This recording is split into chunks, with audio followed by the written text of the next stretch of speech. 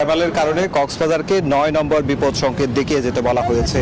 এরই মধ্যে আমরা লক্ষ্য করছি কক্সবাজার সমুদ্র সৈকত আসলে সমুদ্রের যে উত্তাল সেটি কিন্তু উত্তালতা সেটি আরও বেড়েছে এবং সমুদ্রের যে ঢেউয়ের উচ্চতা সেটি গতকাল এবং আজ সকাল পর্যন্ত ৪ থেকে ৫ ফুট উচ্চতায় ছিল, সেটি এখন সর্বোচ্চ যেটি বলা হচ্ছে ৬ থেকে ৮ ফুট উচ্চতায় প্রবাহিত হচ্ছে। এটি জলোচ্ছ্বাসে পরিণত, এটি ১২ ফুট পর্যন্ত উচ্চতায় প্রবাহিত হতে পারে সমুদ্রের উচ্চ জোয়ারের সময়, সে বিষয়টি বলা হচ্ছে, যার কারণে নিম্নাঞ্চলে যে মানুষজন রয়েছে তাদেরকে সতর্ক থাকার জন্য বলা হয়েছে। আমরা লক্ষ্য করছি কক্সবাজার সমুদ্র সৈকত এলাকায় যে ৯ নম্বর বিপদ সংকেত দেওয়া হয়েছে, তার কারণে যারা লাইফগার্ড কর্মী রয়েছে তারা মানুষজনকে সচেতন করার জন্য মাইকিং করছে। পাশাপাশি এখানে জেলা প্রশাসনের বীজ কর্মীরা রয়েছে, বীজ কর্মীরাও মাইকিং করছে।